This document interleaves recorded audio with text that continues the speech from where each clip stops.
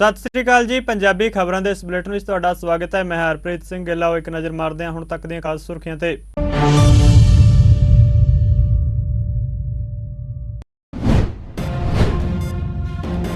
प्रधानमंत्री नरेंद्र मोदी ने उत्तराखंड में रोजगार मेले नूं कीता संबोधन। कहा लखां नौजवानों नूं दिते गए ने नियुक्ति पत्र। 8 करोड़ नौजवान पहली बार बने ने उद्यमी।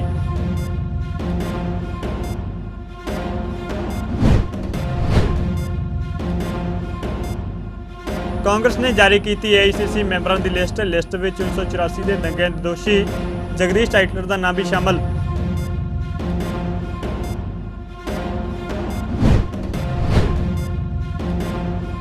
नाभा तो विधायक गुरदेव सिंह देवमान के निशाने उत्ते साबका मंत्री विक्रम मजीठिया उत्ते देवमान ने लगाए रेत खनन में 2 नंबर का पैसा बनाने के इल्जाम।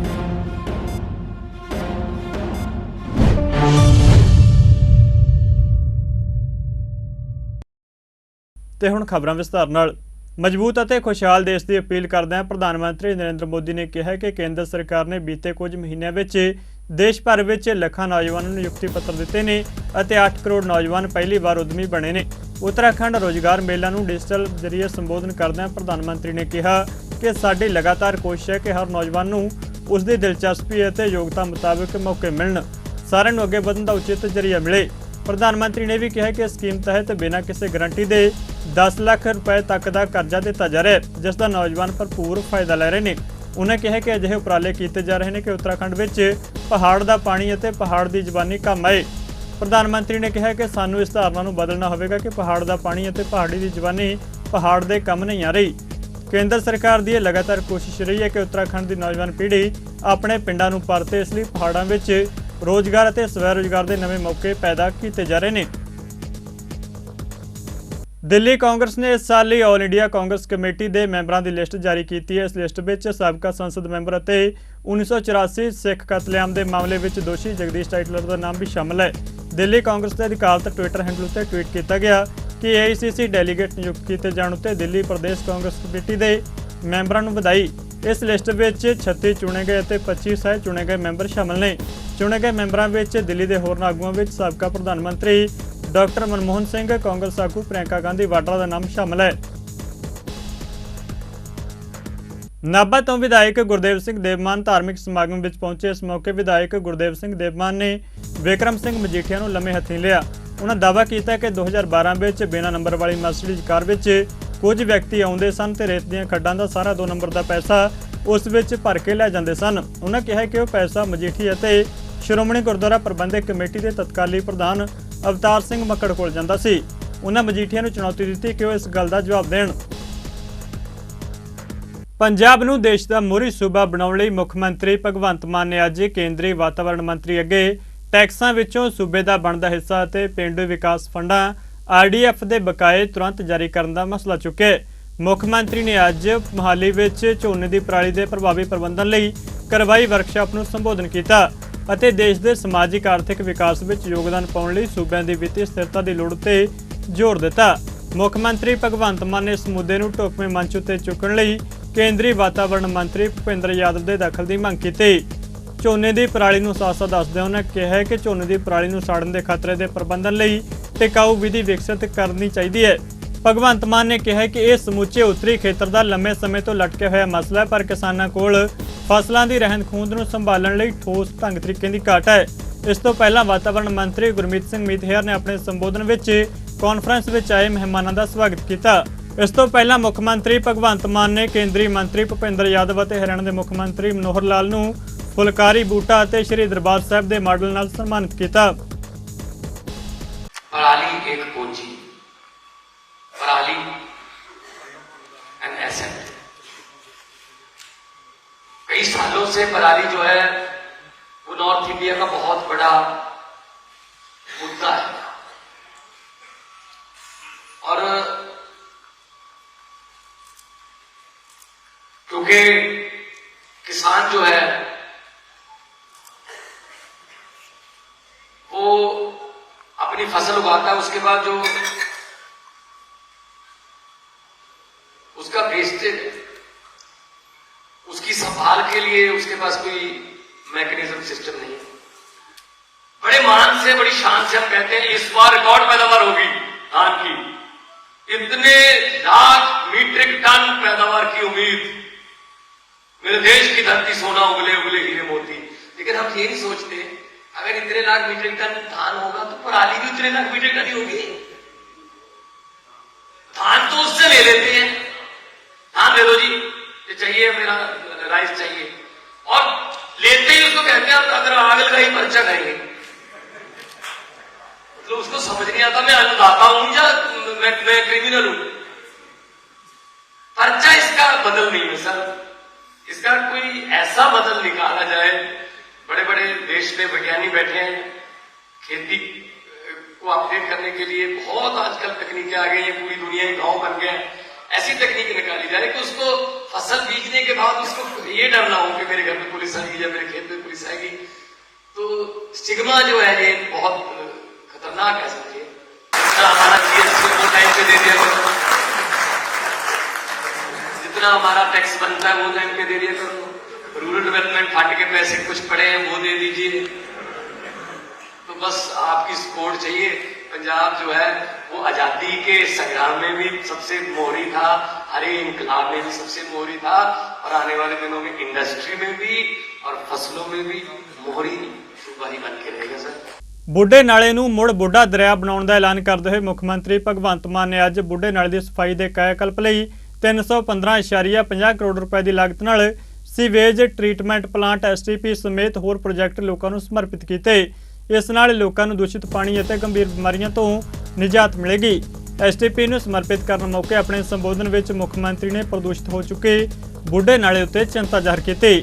सूबे खास करके लुधियाना वासियों को बुढ़े नाले के गंदे पानी के प्रदूषण तो मुक्त करवाने लई मुख्य मंत्री ने कहा कि दूषित हो चुका है नाला पिछलियां सरकारों की लापरवाही का नतीजा है, जिसका खामियाजा लोग भुगत रहे हैं। मुख्य मंत्री ने उम्मीद जाहिर की कि 225 MLD की समर्था वाला नवा सीवेज ट्रीटमेंट प्लांट शहर में बुढ़े नाले की सफाई में सहाई सिद्ध होगा। भगवंत मान ने कहा कि इस नाले का 14 किलोमीटर हिस्सा शहर विचों दी होकर गुजरता है। इसकी मुकम्मल सफाई लिए विस्तारित योजना लिखी गई है। मुख्य मंत्री ने दस्सिया कि विस्तारित प्रोजेक्ट मुताबिक अमरूत और स्मार्ट सिटी स्कीम तहत 650 करोड़ रुपए खर्चे जाने ने। ये 650 करोड़ का प्रोजेक्ट है, ये जो 392 करोड़ जिहड़ा शेयर साडा पंजाब दा है, ते सेंटर ने 258 करोड़ रुपया हुण तक भेजिया। उम्मीद है कि जे अडानी होरी बैंक लुट के ना गए तो ये मिल जू आपां नूं। ते म्यूनसिपल कारपोरेशन लुधियाना 320 करोड़ 80 लाख रुपया अगले 10 सालों इहदी मेनटेनेंस ते लाउणा जी।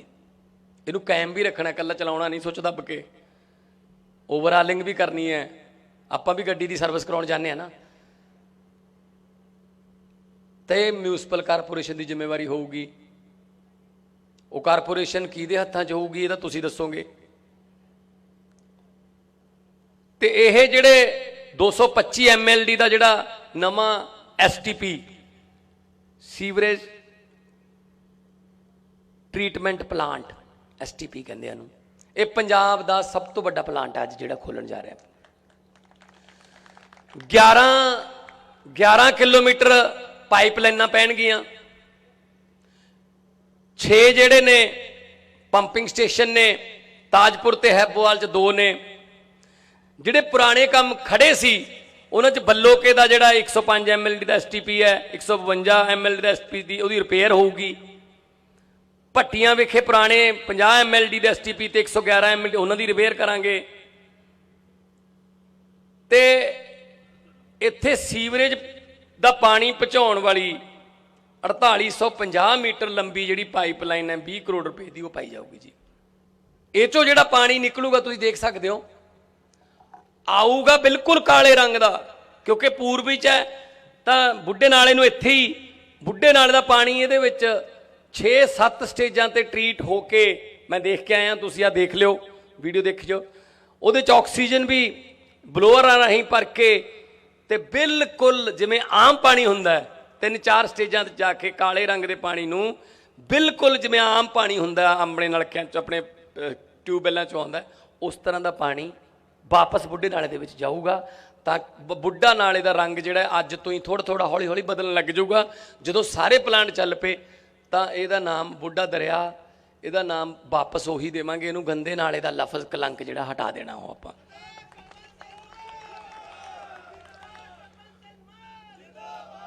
ਇਹਦੇ ਤੀਜੇ ਲੈਵਲ ਤੇ ਥਰਡ ਟ੍ਰੀਟਮੈਂਟ ਜਿਹੜੀ ਹੈ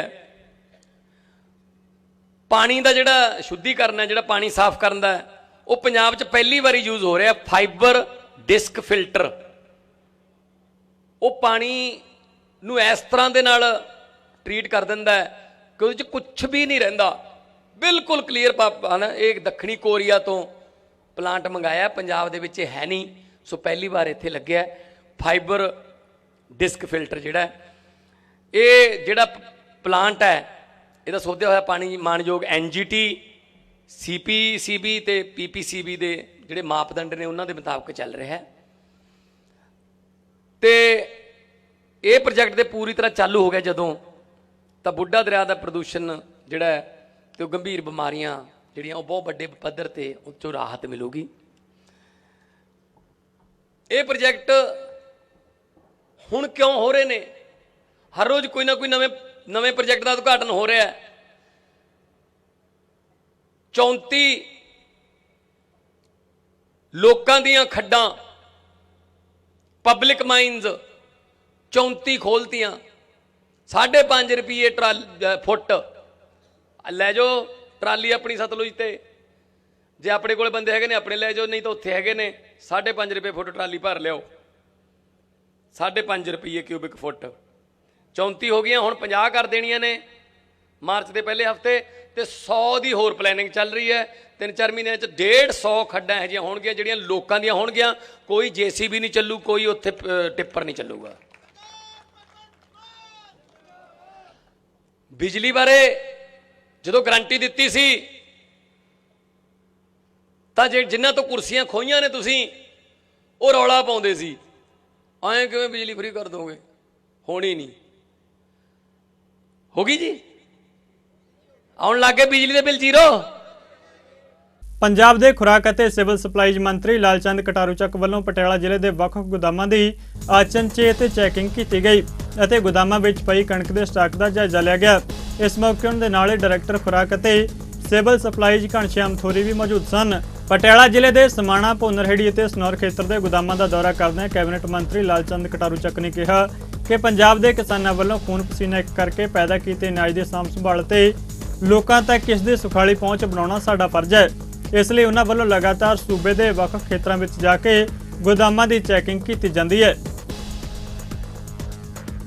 ਅੱਜ ਅਸੀਂ ਡਿਸਟ੍ਰਿਕਟ ਪਟਿਆਲੇ ਦੇ ਅੰਦਰ ਵੱਖ-ਵੱਖ ਜਿਹੜੇ ਗਡਾਊਨ ਨੇ ਸਾਡੇ, ਜਿੱਥੇ ਸਾਡੀ ਕਣਕ ਪਈ ਹੋਈ ਹੈ, ਉਹਦੀ ਚੈਕਿੰਗ ਲਈ ਆਏ ਹਾਂ। ਕਿਸ ਤਰ੍ਹਾਂ ਦੀ ਵਿਵਸਥਾ ਹੈ ਇੱਥੇ, ਕਿਵੇਂ ਸਾਡੇ ਮੁਲਾਜ਼ਮ ਕੰਮ ਕਰ ਰਹੇ ਆ। ਸੋ 3 ਥਾਵਾਂ 'ਤੇ ਅਸੀਂ ਜਾ ਕੇ ਆਏ ਹਾਂ, ਵੱਖ-ਵੱਖ ਗਡਾਊਨ ਨੂੰ ਚੈੱਕ ਕੀਤਾ। ਮੇਰੇ ਨਾਲ ਸਾਡੇ ਡਿਪਾਰਟਮੈਂਟ ਦੇ ਡਾਇਰੈਕਟਰ ਸਾਹਿਬ ਮਿਸਟਰ ਸੋਰੀ ਜੀ, ਔਰ ਸਾਡੇ ਮੈਡਮ DFSC ਪਟਿਆਲਾ, ਹੋਰ ਵੀ ਸਾਡੇ ਅਧਿਕਾਰੀ ਸਾਹਿਬਾਨ। ਬੇਸਿਕਲੀ ਪੰਜਾਬ ਦੇ ਅੰਦਰ ਮਾਨਯੋਗ ਮੁੱਖ ਮੰਤਰੀ ਦੀ ਅਗਵਾਈ ਦੇ ਵਿੱਚ ਜਿਵੇਂ ਅਸੀਂ ਲੋਕਾਂ ਨੂੰ ਇੱਕ ਗੁੱਡ ਗਵਰਨੈਂਸ ਦੇਣ ਦਾ ਵਾਅਦਾ ਕਰਕੇ ਜਿਹੜਾ ਆ ਉਹ ਪੰਜਾਬ ਦੇ ਅੰਦਰ ਸਰਕਾਰ ਕੰਮ ਕਰ ਰਹੀ ਹੈ। ਸੋ ਉਹਨੂੰ ਐਜ਼ ਏ ਡਿਪਾਰਟਮੈਂਟ ਦੇ ਮੰਤਰੀ ਹੋਣ ਕਰਕੇ ਇਹ ਮੇਰੀ ਡਿਊਟੀ ਬਣਦੀ ਹੈ ਵੀ ਵੱਖ-ਵੱਖ ਜ਼ਿਲ੍ਹਿਆਂ ਦੇ ਅੰਦਰ, ਜਿਵੇਂ ਪਹਿਲੋਂ ਫਤਿਹਗੜ੍ਹ ਸਾਹਿਬ ਗਏ ਹਾਂ, ਗੁਰਦਾਸਪੁਰ 'ਚ ਗਏ ਹਾਂ, ਸੋ ਅੱਜ ਪਟਿਆਲੇ ਦੇ ਅੰਦਰ ਆਏ ਹਾਂ। ਸੋ ਇੱਥੇ ਨਾ ਕੇਵਲ ਇਹ ਨਹੀਂ ਵੀ ਅਸੀਂ ਚੈੱਕ ਕਰਨ ਲਈ ਆਏ ਹਾਂ, ਬਲਕਿ ਆਪਣੇ ਮੁਲਾਜ਼ਮਾਂ ਦੀ ਵੀ ਜੇ ਕੋਈ ਸਮੱਸਿਆ ਪ੍ਰੋਬਲਮ ਹੈ ਤਾਂ ਉਹਨੂੰ ਵੀ ਮਤਲਬ ਸੁਣਿਆ ਜਾਂਦਾ, ਸੁਣ ਲਈ ਆਏ ਹਾਂ। ਸੋ ਮੈਨੂੰ ਕਾਫੀ ਬੈਟਰ ਲੱਗਾ ਇੱਥੇ ਆ ਕੇ। ਪੰਜਾਬ ਦੇ ਅੰਦਰ ਮੈਂ 2-3 ਥਾਵਾਂ 'ਤੇ ਪਹਿਲਾਂ ਵੀ ਗਿਆ, ਹੋਰ ਵੀ ਅੱਗੇ ਜਾਵਾਂਗੇ, ਪਰ ਇੱਥੇ ਕੰਪੈਰੀਟਿਵਲੀ ਮੈਨੂੰ ਕੰਮ ਚੰਗਾ ਲੱਗਾ। ਔਰ ਅੱਜ ਅਸੀਂ ਸਨੌਰ ਦੇ ਅੰਦਰ ਆ, 2-3 ਥਾਵਾਂ 'ਤੇ ਹੋਰ ਗਏ ਹਾਂ। ਸੋ ਅਸੀਂ ਚਾਹੁੰਦੇ ਹਾਂ ਵੀ ਜਿਹੜਾ ਅਨਾਜ ਆ ਪੰਜਾਬ ਦੇ ਅੰਦਰ ਬੜੀਆਂ ਔਖੀਆਂ ਹਾਲਤਾਂ 'ਚੋਂ ਕੰਮ ਕਰਕੇ ਅਨਾਜ ਪੈਦਾ ਕੀਤਾ ਜਾਂਦਾ। ਪੰਜਾਬ ਦੇ ਕਿਸਾਨਾਂ ਵੱਲੋਂ, ਮਜ਼ਦੂਰਾਂ ਵੱਲੋਂ ਜਿਹੜੀ ਮਿਹਨਤ, ਜੇ ਆਪਾਂ ਕਹਿ ਸਕਦੇ ਹਾਂ ਪੰਜਾਬੀ ਜੀ, ਤੇ ਲੋਕ ਖੂਨ ਪਸੀਨਾ ਕਰਕੇ ਜਿਹੜਾ ਇਹ ਅਨਾਜ ਪੈਦਾ ਕਰਦੇ ਆ, ਜਿਹੜਾ ਮੁਲਕ ਦੇ ਬਹੁਤ ਸਾਰੇ ਲੋਕਾਂ ਦੇ ਮਤਲਬ ਜਿਹੜਾ ਹੈ ਉਹਨਾਂ ਦੇ ਜੀਵਨ ਦੀਆਂ ਲੋੜਾਂ ਪੂਰੀਆਂ ਕਰਦਾ। ਸੋ ਇਸ ਅਨਾਜ ਦੀ ਬਕਾਇਦਾ ਜਿਹੜੀ ਉਹ ਰਾਖੀ ਹੋਵੇ, ਇਹਨੂੰ ਚੰਗੀ ਤਰ੍ਹਾਂ ਨਾਲ ਲੋਕਾਂ ਦੇ ਅੰਦਰ ਡਿਲੀਵਰ ਕੀਤਾ ਜਾਵੇ। ਸੋ ਇਹ ਸਾਰੀਆਂ ਗੱਲਾਂ ਜਾਚਣ ਦੇ ਲਈ ਅੱਜ ਅਸੀਂ ਇੱਥੇ ਆਏ ਹਾਂ। ਸੋ ਮੈਨੂੰ ਵੈਸੇ ਠੀਕ ਲੱਗਾ। ਇੱਥੇ ਛੋਟੀਆਂ ਮੋਟੀਆਂ 1-2 ਗੱਲਾਂ ਜਿਹੜੀਆਂ ਉਹ ਸਾਨੂੰ ਸਾਹਮਣੇ ਆਈਆਂ ਨੇ, ਜਿਹੜਾ ਅਸੀਂ ਆਦੇਸ਼ ਵੀ ਕੀਤਾ ਵੀ ਇਹਨਾਂ ਨੂੰ ਠੀਕ ਕਰੋ, ਇਹਨਾਂ ਨੂੰ ਸ਼ਾਰਟ ਆਊਟ ਕਰੋ, ਪਰ ਬਹੁਤ ਅੱਛਾ ਸਾਡੇ ਇੱਥੇ ਚੱਲ ਰਿਹਾ। ਔਰ ਮੈਂ ਵੈਸੇ ਵੀ ਸ਼ਾਬਾਸ਼ ਵੀ ਦੇਣਾ ਇਸ ਜਿਹੜੇ ਸਾਡੇ ਇੱਥੇ ਇੰਸਪੈਕਟਰ ਨੇ ਜਾਂ ਜਿਹੜੇ ਵੀ ਹੈਗੇ ਨੇ, ਮੈਡਮ ਨੇ, DFSC, ਇਹ ਸਾਨੂੰ ਬੈਟਰ ਲੱਗਿਆ ਇੱਥੇ। ਹਰਿਆਣਾ ਵਿਧਾਨ ਸਭਾ ਦਾ ਬਜਟ ਸੈਸ਼ਨ ਰਾਜਪਾਲ ਬੰਡਾਰੂ ਦੱਤਾਤਰੇయ ਦੇ ਭਾਸ਼ਣ ਨਾਲ ਸ਼ੁਰੂ ਹੋਇਆ। 4 ਦਿਨਾਂ ਦੇ ਇਸ ਬਜਟ ਸੈਸ਼ਨ ਵਿੱਚ ਮੁੱਖ ਮੰਤਰੀ ਮਨੋਹਰ ਲਾਲ 23 ਫਰਵਰੀ ਨੂੰ ਰਾਜ ਦਾ ਬਜਟ ਪੇਸ਼ ਕਰਨਗੇ। ਸਿੱਖਿਆ ਮੰਤਰੀ ਕੰਵਰਪਾਲ ਗੁੱਜਰ ਨੇ ਰਾਜਪਾਲ ਦੇ ਭਾਸ਼ਣ ਨੂੰ ਸਰਕਾਰ ਦੀ ਰੂਪਰੇਖਾ ਦੱਸਦਿਆਂ ਕਿਹਾ ਕਿ ਕੇਂਦਰੀ ਬਜਟ ਵਾਂਗ ਹੀ ਸਾਡਾ ਉਦੇਸ਼ ਵਿਕਾਸਸ਼ੀਲ ਦੇਸ਼ ਤੋਂ ਵਿਕਸਿਤ ਵੱਲ ਜਾਣਾ ਹੈ। ਸਰਕਾਰ 1,80,000 ਤੋਂ ਘੱਟ ਆਮਦਨ ਵਾਲੇ ਲੋਕਾਂ ਨੂੰ ਬਿਹਤਰ ਸਥਿਤੀਆਂ ਪ੍ਰਦਾਨ ਕਰਨ ਲਈ ਕੰਮ ਕਰ ਰਹੀ ਹੈ। ਉਹਨੇ ਕਿਹਾ ਕਿ ਇਸ ਦੇ ਨਾਲ ਹੀ ਮੋਟੇ ਅਨਾਜ ਨੂੰ ਵੀ ਉਤਸ਼ਾਹਿਤ ਕੀਤਾ ਜਾ ਰਿਹਾ ਹੈ। ਉਹਨਾਂ ਕਾਂਗਰਸ ਵੱਲੋਂ ਪੁਰਾਣੀ ਪੈਨਸ਼ਨ ਸਕੀਮ ਅਤੇ ਸੰਦੀਪ ਸਿੰਘ ਦੇ ਮਾਮਲੇ ਉੱਤੇ ਚੁੱਕੇ ਜਾ ਰਹੇ ਸਵਾਲਾਂ ਲਈ ਵੀ ਵਿਰੋਧੀ ਧਿਰ ਨੂੰ ਲੰਮੇ ਹੱਥੀਂ ਲਿਆ। आज जिस प्रकार से महामहिम जी ने अपनी सरकार की सारी कार्य योजना के बारे में जिस प्रकार से आपको बताया, आप सब के सब वहाँ सदन में उपस्थित थे, आप सब ने सुना है। और जिस प्रकार से माननीय प्रधानमंत्री जी ने कहा है कि 2047 तक हम देश की जो अर्थव्यवस्था है वो 5 ट्रिलियन की करना चाहते हैं, तो जो केंद्र का बजट है वो भी उसी प्रकार से, और जो आर्थिक विशेषज्ञ हैं, दुनिया भर के आर्थिक विशेषज्ञों ने इस बात को स्वीकार किया है कि केंद्र सरकार ने जो बजट प्रस्तुत किया है निश्चित तौर से वो विकासशील से विकसित राष्ट्र बनाने की ओर भारत सरकार का कदम है। और उसी दिशा में आज जिस प्रकार से हमने हमारी सरकार की जो कारगुजारी रही है और आने वाले टाइम में जो हम करने वाले हैं, जिसके बारे में माननीय राज्यपाल महोदय ने आप सबके सामने इस प्रकार से प्रस्तुत किया है, जहां 2030 तक हम 30% जो व्हीकल हैं वो इलेक्ट्रॉनिक करना चाहते हैं। इससे एक बहुत बड़ा लाभ होगा, जो तेल पर हम खर्च कर रहे हैं उससे बहुत बड़ा बचाव होगा। और इसी प्रकार से जो 1,80,000 से कम आमदन वाले उस गरीब व्यक्ति के लिए जिस प्रकार की चिंता वर्तमान सरकार ने की है, और उनको चाहे उनका आयुष्मान कार्ड है चाहे पीड़ा कार्ड है, उसको दोनों को बढ़ाने का लिए जो काम किया है वो अपनी बहुत बड़ी उपलब्धि है। और उसी प्रकार से जिन लोगों की आमदन 1 लाख से कम है, माननीय मुख्यमंत्री जी ने एक टारगेट रखा है कि प्रदेश में कोई भी व्यक्ति ऐसा ना हो जिसकी आमदन 1,80,000 से कम हो, तो उन पे काम शुरू कर दिया। और बड़ी संख्या में ऐसे जो लोग मिले हैं जिन्होंने आवेदन किया है, उनमें से मैक्सिमम को लोन दे दिया कि वो अपनी आमदन बढ़ाने के लिए कोई भी काम जो वो करना चाहते हैं, चाहे पशुपालन करना चाहते हैं, दुकान करना चाहते हैं या कोई मिस्त्री का काम करना चाहते हैं, उस सब के लिए सरकार ने उसमें काम किया है। तो मेरा कहना है कि लगता है कि विपक्ष ने दावे तो बहुत किए थे कि हम घेर लेंगे सरकार को, ये करेंगे वो करेंगे, लेकिन मैं समझता हूँ कि जो BAC की रिपोर्ट थी उन्होंने उसको प्रस्तुत होने से भी पहले उन्होंने इस प्रकार से शोर मचाने का काम किया। मेरा मानना है कि कोई भी आरोप अगर किसी भी व्यक्ति पर है तो निश्चित तौर से जांच के बाद ही पता चलेगा कि उसकी सत्यता क्या है।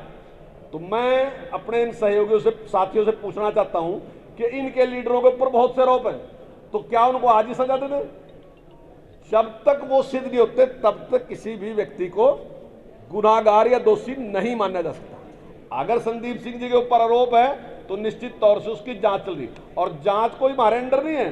उसकी जो SIT गठित हो रही वो चंडीगढ़ पुलिस की है, और चंडीगढ़ पुलिस UTA का हिस्सा है, और वही उसकी जांच कर रही है। तो मैं समझता हूं कि निश्चित तौर से सबको इसके ऊपर विश्वास रखना चाहिए, और जो भी रिपोर्ट आएगी उस पर कार्रवाई की जाएगी।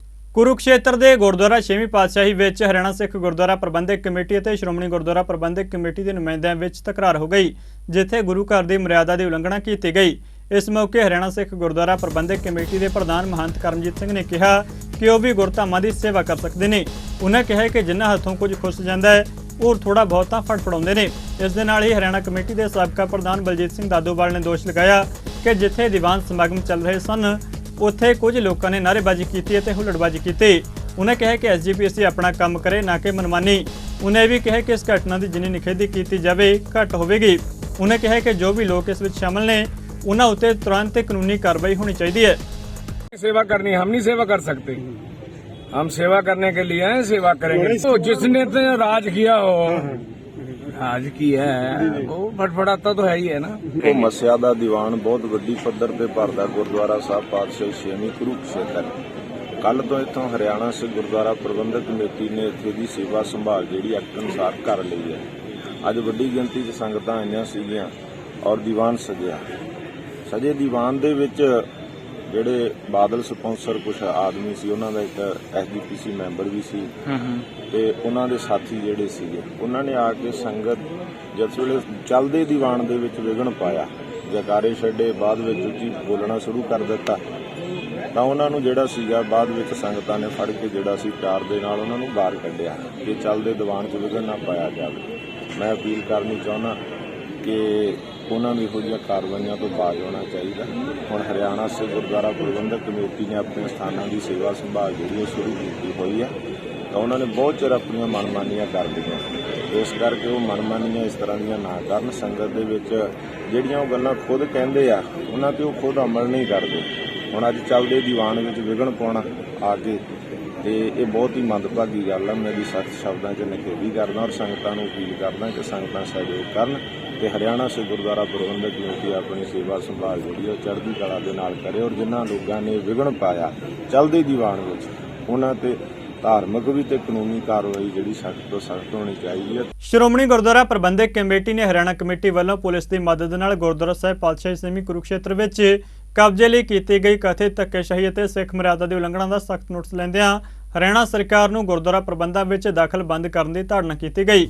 ਬੀਤੇ ਕੱਲ੍ਹ ਹਰਿਆਣਾ ਗੁਰਦੁਆਰਾ ਐਡਹੌਕ ਕਮੇਟੀ ਵੱਲੋਂ ਗੁਰਦੁਆਰਾ ਸਾਹਿਬ ਦੀ ਗੋਲਕ ਅਤੇ ਸ਼੍ਰੋਮਣੀ ਕਮੇਟੀ ਦੇ ਸਿੱਖ ਮਿਸ਼ਨ ਦਫ਼ਤਰ ਦੇ ਤਾਲੇ ਵੱਢ ਕੇ ਆਪਣੇ ਲਗਾਉਣ ਮਗਰੋਂ ਸ਼੍ਰੋਮਣੀ ਕਮੇਟੀ ਵੱਲੋਂ ਆਂਤਰਿਕ ਕਮੇਟੀ ਦੀ ਉਚੇਚੀ ਇਕੱਤਰਤਾ ਸੱਦੀ ਗਈ।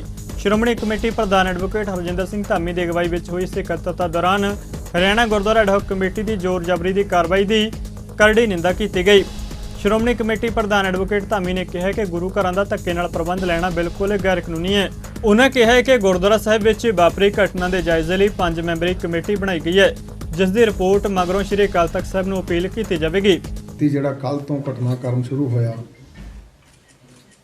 ਉਹ ਬਹੁਤ ਵੱਡਾ ਮੰਦਭਾਗਾ ਤੇ ਸਿੱਖ ਪਰੰਪਰਾਵਾਂ ਦੇ ਬਿਲਕੁਲ ਖਿਲਾਫ ਹੈ, ਕਿਉਂਕਿ ਜਿਹਲੇ ਕੋਈ ਸੰਸਥਾ ਹੋਣ ਦੇ ਵਿੱਚ ਆ ਜਾਂਦੀ ਆ ਉਹਦਾ ਇੱਕ ਢੰਗ ਤੇ ਤਰੀਕਾ ਹੁੰਦਾ। ਇਨੀ ਸਾਰੇ ਢੰਗ ਤਰੀਕੇ ਸਿੱਕੇ ਤੇ ਟੰਗ ਕੇ ਸ਼ਰੇਆਮ ਕਟਰ ਲੈ ਕੇ ਗੋਲਕਾਂ ਦੇ ਜਿੰਦੇ ਔਰ ਉਹ ਤੋਂ ਇਲਾਵਾ ਸਾਡੇ ਉੱਥੇ ਸਾਬ ਆਫਿਸ ਜਾਂ ਹੋਰ ਜਿਹੜੇ ਜਿੰਦੇ ਸੀ ਉਹ ਕੁਰੂਕਸ਼ੇਤਰ ਗੁਰਦੁਆਰਾ ਸਾਹਿਬਾਨ ਜਿਹੜੇ 3 ਪਾਤਸ਼ਾਹੀਆਂ ਦੀ ਸ਼ੋਅ ਪ੍ਰਾਪਤ ਆ ਉੱਥੇ ਕੱਲ੍ਹ ਇਹਨੇ ਇਹ ਸਿੱਖ ਪਰੰਪਰਾਵਾਂ ਦਾ ਬਹੁਤ ਵੱਡਾ ਉਲੰਘਣ ਕੀਤਾ। ਇਹ ਜਿਹੜਾ ਇੱਕ ਸਿੱਧਾ ਮੈਂ ਸਮਝਦਾ ਜਿਹੜਾ ਅਸੀਂ ਅੱਜ ਤੱਕ ਕਹਿੰਦੇ ਹੁੰਦੇ ਜਿਵੇਂ ਸਿੱਖਾਂ ਦੇ ਮਸਲੇ ਦੇ ਵਿੱਚ ਸਿੱਧੀ ਦਖਲਅੰਦਾਜ਼ੀ ਆ, ਉਹ ਮੇਰਾ ਖਿਆਲ ਆ ਇਹਨਾਂ ਨੇ ਉਹਦੇ ਵਿੱਚ ਸਾਬਤ ਕਰ ਦਿੱਤੀ। ਹੁਣ ਇੱਕ ਸਵਾਲ ਪੈਦਾ ਹੁੰਦਾ ਜੇ ਐਡਹੌਕ ਕਮੇਟੀ ਨੂੰ ਮਾਨਤਾ ਮਿਲ ਗਈ, ਕਮੇਟੀ ਵੀ ਬਣ ਗਈ, ਸਾਰਾ ਕੁਝ ਹੋ ਗਿਆ, ਤੇ ਮੈਂ ਪੁੱਛਦਾ ਵੀ ਪ੍ਰਬੰਧ ਇਦਾਂ ਲੈ ਜਾਂਦੇ ਆ? ਪ੍ਰਬੰਧ ਦਾ ਕਿਹੜਾ ਢੰਗ ਤਰੀਕਾ ਹੁੰਦਾ? 2 ਤਰੀਕੇ ਜਿਹੜੇ ਆ, ਇੱਕ ਤਾਂ ਐਕਟ ਮੁਤਾਬਕ, ਇੱਕ ਹੈਗਾ ਭਾਈਚਾਰਕ, ਤੇ ਦੂਜੇ ਪਾਸੇ ਕਹਿ ਰਹੇ ਕਿ ਸ਼੍ਰੋਮਣੀ ਗੁਰਦੁਆਰਾ ਪ੍ਰਬੰਧਕ ਕਮੇਟੀ ਸਾਡੀ ਜਿਹੜੀ ਆ ਉਹ ਸਾਡਾ ਵੱਡਾ ਭਰਾ ਆ। ਉਹ ਕਹਿਣ ਨੂੰ ਵੱਡਾ ਭਰਾ ਆ, ਸ਼੍ਰੀ ਅਕਾਲ ਤਖਤ ਸਾਹਿਬ ਸਰਵਉੱਚ ਆ, ਉੱਥੇ ਜਾ ਕੇ ਕੀਤੀ ਜਾ ਸਕਦੀ ਤੇ ਵੀ ਅਸੀਂ ਐਡਹੌਕ ਕਮੇਟੀ ਬਣ ਗਈ ਆ ਤੇ ਸਾਨੂੰ ਇਹ ਜਿਹੜੇ ਗੁਰਦੁਆਰੇ ਦੇ ਪ੍ਰਬੰਧ ਸੌਂਪੇ ਜਾਣ, ਜਾਂ ਸ਼੍ਰੋਮਣੀ ਗੁਰਦੁਆਰਾ ਪ੍ਰਬੰਧਕ ਕਮੇਟੀ ਨੂੰ ਕਿਹਾ ਜਾ ਸਕਦਾ ਸੀ ਕਿ ਐਡਹੌਕ ਕਮੇਟੀ ਬਣੀ ਆ ਜੀ, ਸਾਨੂੰ ਪ੍ਰਬੰਧ ਦਿੱਤਾ ਜਾਵੇ। ਅੱਜ ਫਿਰ ਇਹਨਾਂ ਨੇ ਉੱਥੇ ਹੱਥੋਂ ਪਾਈ ਵੀ ਕੀਤੀ ਔਰ ਦੀਵਾਨ ਹਾਲ ਦੇ ਵਿੱਚ ਮਰਿਆਦਾ ਦਾ ਫਿਰ ਉਲੰਘਣ ਕੀਤਾ ਤੇ ਉੱਥੇ ਕੁਝ ਜਿਹੜੇ ਸਿੱਖ ਹਰਿਆਣੇ ਦੇ ਇੱਕ ਸਾਬਕਾ ਵੀ ਮੈਂਬਰ ਸਾਡਾ SGPC ਸੀਗਾ, ਉਹ ਅੰਦਰ ਗਏ, ਉਹਨਾਂ ਦੀ ਮਾਰ ਕਟਾਈ ਵੀ ਕੀਤੀ ਆ, ਫੋਟੋ ਦਿਖਾ ਲਈ ਪ੍ਰਤਾਪ, ਸੱਟਾਂ ਵੀ ਲਾਈਆਂ ਤੇ ਉਹਨਾਂ 9 ਬੰਦਿਆਂ ਨੂੰ ਚੱਕ ਕੇ ਕੈਪਚਰ ਵੀ ਕਰਕੇ ਲੈ ਗਏ। ਔਰ ਦੂਜੀ ਗੱਲ ਜਿਹੜੀ ਸਭ ਤੋਂ ਵੱਡੀ ਮਰਿਆਦਾ ਕਿ ਹੁਣ ਕਦੇ ਜੋੜਾ ਪਾ ਕੇ ਜਾਂ ਪੇਟੀ ਪਾ ਕੇ ਪੁਲਿਸ ਅਧਿਕਾਰੀ ਅੰਦਰ ਨਹੀਂ ਜਾਂਦੇ, ਜੁੱਤੀਆਂ ਵੀ ਪਾ ਕੇ ਗਏ ਤੇ ਪੇਟੀਆਂ ਵੀ ਲਾ ਕੇ ਗਏ। ਤੇ ਮੈਂ ਪੁੱਛਦਾ ਫਿਰ ਇਹ ਕਿਹੜਾ ਹਰਿਆਣਾ ਕਮੇਟੀ ਨੂੰ ਸੇਧ ਦੇਣਗੇ ਜਿਹਦੀ ਸ਼ੁਰੂਆਤ ਹੀ ਇਹ ਹੋ ਰਹੀ ਆ, ਜਿਹਦੀ ਸ਼ੁਰੂਆਤ ਹੀ ਸਿੱਖ ਪਰੰਪਰਾਵਾਂ ਦਾ ਘਾਣ ਕਰਕੇ ਸ਼ੁਰੂ ਹੋ ਰਹੀ ਆ, ਤੇ ਸਿੱਖੀ ਦੇ ਫਿਰ ਕਿਹੜੇ ਗੱਲ ਤੇ ਪਹਿਰਾ ਦੇਣਗੇ? ਕੀ ਇਹ ਗੋਲਕਾਂ ਦਾ ਝਗੜਾ? ਮੈਂ ਅੱਜ 5 ਮੈਂਬਰੀ ਇੱਕ ਕਮੇਟੀ ਬਣਾਤੀ ਆ, ਇਹ ਉੱਥੇ ਜਾਊਗੀ, ਉੱਥੇ ਉਹਨਾਂ ਦੇ ਸਿੱਖਾਂ ਨੂੰ ਆਹ ਦੇਖੋ ਆਹ ਫੱਟੜ ਆ ਇੱਕ ਬੰਦਾ ਜਿਹੜਾ ਅੱਜ ਦਾ ਉੱਥੇ, ਤੇ ਇਹ ਜਾ ਕੇ ਸਿੱਖਾਂ ਦੇ ਨਾਲ ਉੱਥੇ ਗੱਲ ਕਰਨਗੇ। ਕੈਂਪੂਰੀ ਸਾਹਿਬ ਸਾਡੇ ਵਿੱਚ ਬੈਠੇ ਆ ਤੇ ਮੈਂ ਸ਼੍ਰੋਮਣੀ ਗੁਰਦੁਆਰਾ ਪ੍ਰਬੰਧਕ ਕਮੇਟੀ ਵੱਲੋਂ ਇਸ ਇੰਸੀਡੈਂਟ ਦੀ ਆ ਜਿਹੜੇ ਆ ਜੋੜੇ ਪਾ ਕੇ ਜਿਹੜੇ ਗਏ ਆ ਅੰਦਰ ਜਿਹੜੇ ਫਿਰ ਲਹਾ ਰਹੇ ਆ, ਇਹ ਸਾਰੇ ਤੁਹਾਡੇ ਸਾਹਮਣੇ ਆ ਤੇ ਸ਼੍ਰੋਮਣੀ ਗੁਰਦੁਆਰਾ ਪ੍ਰਬੰਧਕ ਕਮੇਟੀ ਇਸ ਐਕਟ ਨੂੰ ਹਾਈਲੀ ਕੰਡੈਮ ਕਰਦੀ ਆ। ਸ਼੍ਰੀ ਅਕਾਲ ਤਖਤ ਸਾਹਿਬ ਦੇ ਕਾਰਜਕਾਰੀ ਜਥੇਦਾਰ ਸਿੰਘ ਸਾਹਿਬ ਗਿਆਨੀ ਹਰਪ੍ਰੀਤ ਸਿੰਘ ਨੇ ਹਰਿਆਣਾ ਸਰਕਾਰ ਨੂੰ ਤਾੜਨਾ ਕਰਦਿਆਂ ਕਿਹਾ ਕਿ ਗੁਰਦੁਆਰਿਆਂ ਉੱਤੇ ਕਬਜ਼ਾ ਕਰਨ ਤੋਂ ਪਹਿਲਾਂ ਗੁਰਦੁਆਰਾ ਐਕਟ 1925 ਨੂੰ ਪਾਰਲੀਮੈਂਟ ਵਿੱਚੋਂ ਡੀ-ਨੋਟੀਫਾਈ ਕਰਵਾਏ। ਉਹਨਾਂ ਕਿਹਾ ਕਿ ਹਰਿਆਣਾ ਦੀ ਪੁਲਿਸ ਵੱਲੋਂ ਗੁਰਦੁਆਰਾ ਸਾਹਿਬ ਅੰਦਰ ਜੁੱਤੀਆਂ ਸਮੇਤ ਦਾਖਲ ਹੋ ਕੇ ਕਬਜ਼ਾ ਕਰਨ ਤੋਂ ਰੋਕਣ ਵਾਲੇ ਉੱਥੋਂ ਦੇ ਸਿੱਖਾਂ ਨੂੰ ਗ੍ਰਿਫਤਾਰ ਕਰਨਾ ਨਿੰਦਣਯੋਗ ਹੈ। ਉਹਨਾਂ ਕਿਹਾ ਕਿ ਹਰਿਆਣਾ ਪੁਲਿਸ ਵੱਲੋਂ ਕੀਤੀ ਗਈ ਧੱਕੇਸ਼ਾਹੀ ਸਿੱਖ ਕੌਮ ਕਦੇ ਬਰਦਾਸ਼ਤ ਨਹੀਂ ਕਰੇਗੀ। ਸ਼੍ਰੋਮਣੀ ਅਕਾਲੀ ਦਲ ਦੇ ਪ੍ਰਧਾਨ ਸੁਖਬੀਰ ਸਿੰਘ ਬਾਦਲ ਨੇ ਹਰਿਆਣਾ ਵਿੱਚ ਵਾਪਰੀ ਘਟਨਾ ਨੂੰ ਸਿੱਖ ਕੌਮ ਦੇ ਇਤਿਹਾਸ ਦਾ ਕਾਲਾ ਦਿਨ ਕਰਾਰ ਦਿੱਤਾ ਹੈ। ਉਹਨਾਂ ਕਿਹਾ ਕਿ ਪਹਿਲਾਂ ਹਰਿਆਣਾ ਸਰਕਾਰ ਨੇ ਸ਼੍ਰੋਮਣੀ ਗੁਰਦੁਆਰਾ ਪ੍ਰਬੰਧਕ ਕਮੇਟੀ ਨੂੰ ਵੰਡਿਆ, ਫਿਰ ਇਸ ਨੇ ਹਰਿਆਣਾ ਸਿੱਖ ਗੁਰਦੁਆਰਾ ਪ੍ਰਬੰਧਕ ਕਮੇਟੀ ਦਾ ਗਠਨ ਕੀਤਾ। ਉਹਨਾਂ ਕਿਹਾ ਕਿ ਹੁਣ ਗੋਲਕਾਂ ਨੂੰ ਤੋੜ ਕੇ ਕਬਜ਼ੇ ਕਰਨ ਦਾ ਅੰਤਿਮ ਪੜਾਅ ਅਮਲ ਵਿੱਚ ਲਿਆਂਦਾ ਜਾ ਰਿਹਾ ਹੈ। ਉਹਨਾਂ ਕਿਹਾ ਕਿ ਸ਼੍ਰੋਮਣੀ ਅਕਾਲੀ ਦਲ ਇਹਨਾਂ ਗੁਰਦੁਆਰਿਆਂ ਨੂੰ ਮੁੜ ਸ਼੍ਰੋਮਣੀ ਕਮੇਟੀ ਦੇ ਘੇਰੇ ਵਿੱਚ ਲਿਆਉਣ ਲਈ ਵਚਨਬੱਧ ਹੈ। ਅੱਜ ਧੱਕੇ ਨਾਲ ਉਹਨਾਂ ਨੇ ਗੁਰੂ ਘਰਾਂ ਤੇ, ਹਰਿਆਣਾ ਸਰਕਾਰ ਨੇ ਧੱਕੇ ਨਾਲ ਗੁਰੂ ਘਰਾਂ ਤੇ ਕਬਜ਼ਾ ਕਰ ਲਿਆ। ਮੈਂ ਕਹਿੰਦਾ ਕਿ ਆ ਜਿੰਦਰੇ ਤੋੜੇ ਹੈ ਤੇ ਇੱਕ ਕਾਲਾ ਦਿਨ ਹੈ ਸਿੱਖ ਕੌਮ ਦੇ ਪੰਥ ਦੇ ਇਤਿਹਾਸ ਵਿੱਚ। ਆ ਸਾਰੀਆਂ ਕੋਸ਼ਿਸ਼ਾਂ ਸਾਰੇ ਨੈਸ਼ਨਲ ਪਾਰਟੀਆਂ ਦੀ ਹੋ ਰਹੀਆਂ ਕਿ ਸ਼੍ਰੋਮਣੀ ਅਕਾਲੀ ਦਲ ਪੰਥ ਦੀ ਨੁਮਾਇੰਦਾ ਜਥੇਬੰਦੀ ਨੂੰ ਕਮਜ਼ੋਰ ਕਰਨਾ ਤੇ ਸਿੱਖਾਂ ਦੀ ਮਿਨੀ ਪਾਰਲੀਮੈਂਟ ਨੂੰ ਕਮਜ਼ੋਰ ਕਰਨਾ। ਆ ਜਿਹੜੀ ਤੋੜਨ ਦੀ ਗੱਲ ਸ਼ੁਰੂ ਹੋਈ ਕਾਂਗਰਸ ਤੋਂ ਤੇ ਖਤਮ ਕੀਤੀ ਬੀਜੇਪੀ ਨੇ। ਸੋ ਆਪਾਂ ਪਛਾਣ ਲਈਏ ਆ ਉਹ ਪਾਰਟੀਆਂ ਜਿਵੇਂ ਕਾਂਗਰਸ ਉਹ ਪਾਰਟੀਆਂ ਜਿਹਨੇ ਟੈਂਕਾਂ ਤੋਪਾਂ ਨਾਲ ਦਰਬਾਰ ਸਾਹਿਬ ਤੇ ਹਮਲਾ ਕੀਤਾ, ਆਪਾਂ ਸਾਰਾ ਗੱਲਾਂ ਭੁੱਲ ਜਾਂਦੇ ਹਾਂ। ਆ ਕਾਂਗਰਸ ਉਹ ਪਾਰਟੀ ਹੈ ਜਿਹਨੇ ਹਜ਼ਾਰਾਂ ਸਿੱਖ ਭੈਣ ਭਰਾਵਾਂ ਦਾ ਕਤਲੇਆਮ ਕੀਤਾ, ਆਪਾਂ ਹਲੇ ਵੀ ਭੁੱਲ ਗਏ ਉਹਨਾਂ ਨੂੰ। ਤੇ ਫਿਰ ਵੀ ਮੈਂ ਦੇਖਿਆ ਕਈ ਸਿੱਖ ਉਹਨਾਂ ਨਾਲ ਖੜੇ ਆ ਕਿ ਉਹਨਾਂ ਨੂੰ ਸ਼ਰਮ ਨਹੀਂ ਆਉਂਦੀ ਕਿ ਇਹ ਜੇ ਆਪਣੇ ਤੇ ਧੱਕੇ ਕੀਤੇ ਗਏ ਆ, ਇਹਦੇ ਜ਼ੁਲਮ ਕੀਤੇ ਗਏ ਆ, ਹਲੇ ਵੀ ਆਪਾਂ ਪਛਾਣਦੇ। ਤਾਂ ਮੈਂ ਇੰਨਾ ਕਹਿਣਾ ਚਾਹੁੰਦਾ, ਸ਼੍ਰੋਮਣੀ ਅਕਾਲੀ ਦਲ ਸਿੱਖ ਪੰਥ ਪੰਜਾਬੀਆਂ ਦੀ ਨੁਮਾਇੰਦਾ ਜਥੇਬੰਦੀ ਹੈ। ਜੋ ਵੀ ਕਰਨਾ ਪਏ ਅਸੀਂ ਸੰਘਰਸ਼ ਕਰਾਂਗੇ ਜਦੋਂ ਤੱਕ ਆ ਸਾਰੀ ਵਾਪਸ ਕਮੇਟੀ ਜੋ 1920 ਚ ਬਣੀ ਸੀ ਉਹ ਵਾਪਸ ਉਹ ਸ਼ੇਪ 'ਚ ਨਹੀਂ ਆਉਂਦੀ। ਹਰਿਆਣਾ ਸਿੱਖ ਗੁਰਦੁਆਰਾ ਪ੍ਰਬੰਧਕ ਕਮੇਟੀ ਅਤੇ ਸ਼੍ਰੋਮਣੀ ਗੁਰਦੁਆਰਾ ਪ੍ਰਬੰਧਕ ਕਮੇਟੀ ਵਿੱਚ ਚੱਲ ਰਹੀ ਟਸਲ ਬਾਰੇ ਸ਼੍ਰੋਮਣੀ ਅਕਾਲੀ ਦਲ ਦੇ ਬੁਲਾਰੇ ਡਾਕਟਰ ਦਲਜੀਤ ਸਿੰਘ ਚੀਮਾ ਨੇ ਬਿਆਨ ਦਿੱਤਾ ਹੈ। ਉਹਨਾਂ ਇਸ ਕਾਰਵਾਈ ਦੀ ਨਿੰਦਾ ਕੀਤੀ ਹੈ। ਉਹਨੇ ਕਿਹਾ ਕਿ ਜਬਰੀ ਤਾਲੇ ਤੋੜ ਕੇ ਗੁਰਦੁਆਰਾ ਸਾਹਿਬ ਉੱਤੇ ਕਬਜ਼ਾ ਕਰਨਾ ਗੈਰ ਕਾਨੂੰਨੀ ਹੈ। ਉਹਨਾਂ ਹਰਿਆਣਾ ਦੇ ਮੁੱਖ ਮੰਤਰੀ ਨੂੰ ਅਪੀਲ ਕੀਤੀ ਕਿ ਇਸ ਮਾਮਲੇ ਵਿੱਚ ਸ਼੍ਰੋਮਣੀ ਗੁਰਦੁਆਰਾ ਪ੍ਰਬੰਧਕ ਕਮੇਟੀ ਨਾਲ ਗੱਲ ਕਰਨ ਅਤੇ ਚੋਣਾਂ ਕਰਵਾਉਣ। ਜਿਸ ਤਰੀਕੇ ਹਰਿਆਣੇ ਦੀ ਸਰਕਾਰ ਵੱਲੋਂ ਕੱਲ ਪਹਿਲਾਂ ਗੁਰਦੁਆਰਾ ਛੇਵੀਂ ਪਾਤਸ਼ਾਹੀ ਕੁਰੂਕਸ਼ੇਤਰ ਦੇ ਵਿੱਚ ਗੋਲਕ ਦੇ ਜੰਦਰੇ ਤੋੜੇ ਗਏ, ਦਫ਼ਤਰ ਦੇ ਜੰਦਰੇ ਤੋੜੇ ਗਏ ਤੇ ਜ਼ਬਰਦਸਤੀ ਸਰਕਾਰੀ ਕਮੇਟੀ ਨੂੰ ਕਬਜ਼ਾ ਕਰਾਉਣ ਦੀ ਕੋਸ਼ਿਸ਼ ਕੀਤੀ ਗਈ, ਉਸੇ ਤਰ੍ਹਾਂ ਅੱਜ ਵੀ ਜਿਸ ਤਰ੍ਹਾਂ ਦੀਆਂ ਉੱਥੇ ਹਿਰਦਿਕ ਵਿਦਿਕ ਘਟਨਾਵਾਂ ਹੋਈਆਂ ਉਹਦੇ ਨਾਲ ਪੰਥਕ ਸਫਾ ਦੇ ਵਿੱਚ ਜਿਹੜੀ ਹੈ ਬਹੁਤ ਮਾੜਾ ਸੰਦੇਸ਼ ਗਿਆ।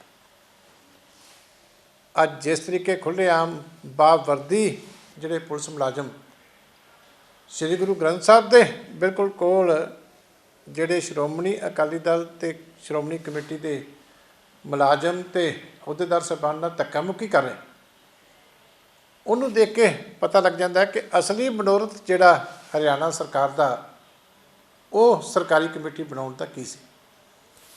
ਮੈਂ ਮੁੱਖ ਮੰਤਰੀ ਸਾਹਿਬ ਨੂੰ ਬੇਨਤੀ ਕਰਦਾ ਕਿ ਇਹੋ ਜਿਹੀਆਂ ਫਿਰਤਾਂ ਨਾ ਪਾਓ। ਸਿੱਖ ਕੌਮ ਨੇ ਕਦੀ ਵੀ ਇਸ ਤਰ੍ਹਾਂ ਸਰਕਾਰੀ ਦਖਲਅੰਦਾਜ਼ੀ ਜਿਹੜੀ ਸਿੱਖ ਗੁਰਧਾਮਾਂ ਦੇ ਵਿੱਚ ਉਹਨੂੰ ਪ੍ਰਵਾਨ ਨਹੀਂ ਕੀਤਾ।